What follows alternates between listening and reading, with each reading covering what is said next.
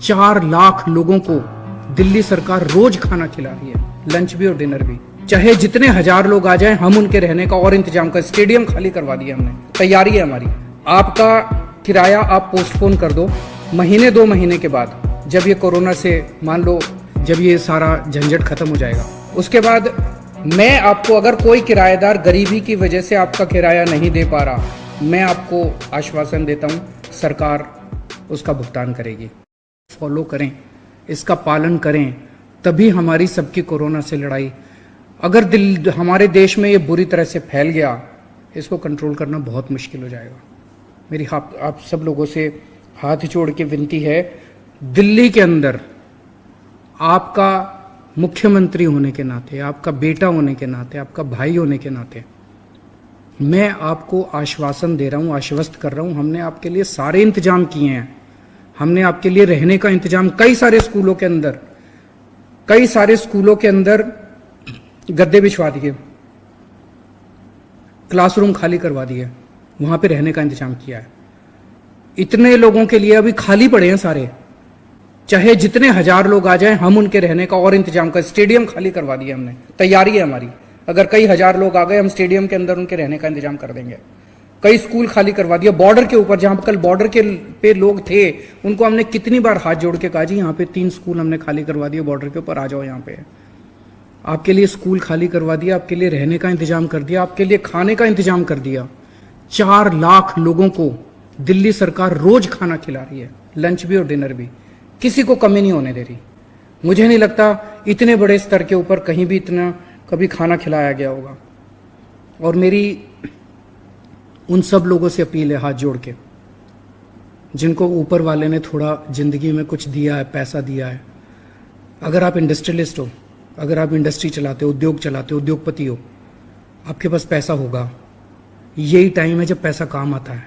ऊपर वाले ने इसी टाइम के लिए आपको पैसा दिया था। आपके पास जितनी लेबर है, आपके जितने कर्मचारी हैं, एक चीज, उनको तनख्वाह तो पूरी देना ही देना, मैंने पहले भी कहा था, लेकिन एक चीज सोच लेना, किसी को भूखे मत मरने देना। अपनी लेबर को, आपकी जिम्मेदारी है, सारे ठेकेदारों को भी मैं बोल रहा हूं, सारे इंडस्ट्रियलिस्ट्स को भी बोल रहा हूं, सारे बिजनेसमैन को बोल रहा हूं, आपके जितने कर्मचारी हैं उनको रोज, अगर बहुत ज्यादा गरीब है, उनको आप अपने यहां, चाहे अपनी कंपनी में, चाहे दफ्तर में, कहीं भी आप उनको बुला के खाने का इंतजाम जरूर करना, आपकी जिम्मेदारी है। किसी को भूखा मत मरने देना।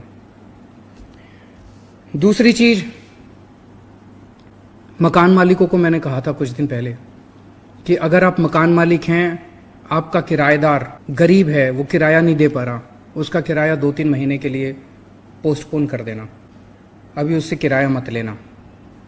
आज मैं आपसे सारे दिल्ली के मकान मालिकों से अपील कर रहा हूं, अगर आप मेरे को अपना बेटा मानते हो, अगर आप मेरे को अपना भाई मानते हो, तो आज जितने मकान मालिक हैं, सब लोग अपने अपने किराएदारों से बात करना और उनको कहना कि चिंता मत करो, हम आपके साथ हैं, हम आपको किराया देने के लिए मजबूर नहीं करेंगे। सब लोग जाके आज उनको आश्वासन देना।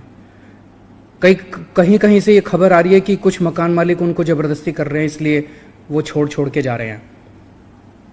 उनसे बिल्कुल जबरदस्ती मत करना।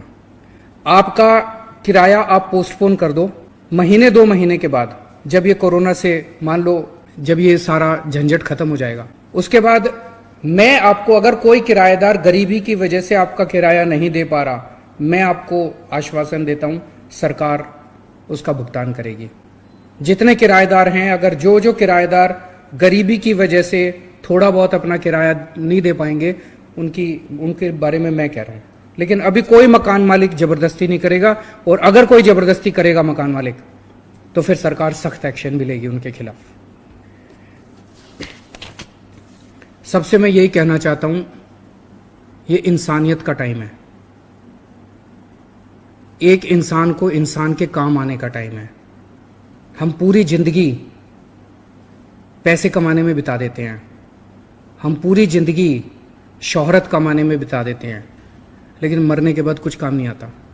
मरने के बाद केवल ये काम आता है कि आपने अपनी ज़िंदगी में दूसरों के लिए क्या किया, निस्वार्थ भाव से क्या काम किया।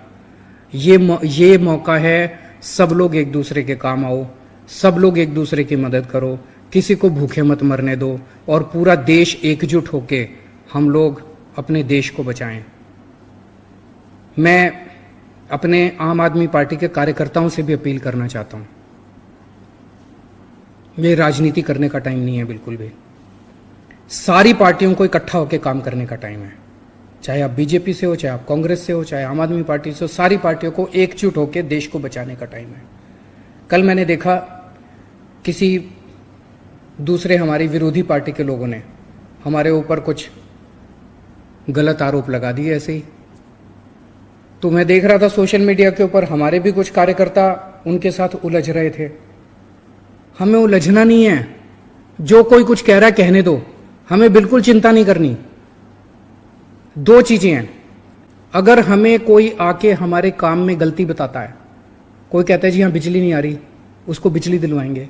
कोई कहता है जी पानी गंदा आ रहा है, पानी दिलवाएंगे। कोई कहता है जी बीमार हो गया, हम उसकी बीमारी का इलाज करवाएंगे। कोरोना हो गया, कोरोना का इलाज कराएंगे। जो भी काम है जनता के, वो सारे काम आपको करने हैं। लेकिन कोई अगर आपके ऊपर गलत आरोप लगाता है, गाली गलौज करता है, उसकी एक बार सफाई दे दो, बस प्यार से मोहब्बत से हाथ जोड़ के उसको सफाई दे दो। उसे गाली गलौज नहीं करनी और आगे बढ़ जाओ, बस उसके साथ उलझना नहीं है। इस टाइम हमारे सामने, पूरे देश के सामने बस एक ही चीज है, अर्जुन की आंख की तरह देश को बचाना है। इटली का देख रहे हैं क्या बुरा हाल हो गया, अमेरिका का देख रहे हैं क्या बुरा हाल हो गया, लंदन का देख रहे हैं क्या बुरा हाल हो गया। हमें अपने भारत को उस दशा में नहीं लेके जाना। किसी भी हालत में अपने को, सबको मिलकर अपने देश को बचाना है। हर हालत में अपने देश को, बस एक यही मकसद इस टाइम होना चाहिए सबका, कोई राजनीति नहीं करनी।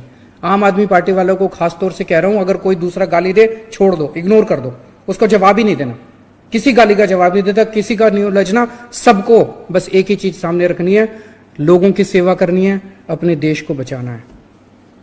एक छोटी सी चीज, हमने खाने का तो काफी इंतजाम कर दिया, लेकिन मैं देख रहा हूं कि एक वो लोग हैं जिनको हम राशन दे रहे हैं, 7.5 किलो प्रति व्यक्ति हम लोग फ्री राशन दे रहे हैं।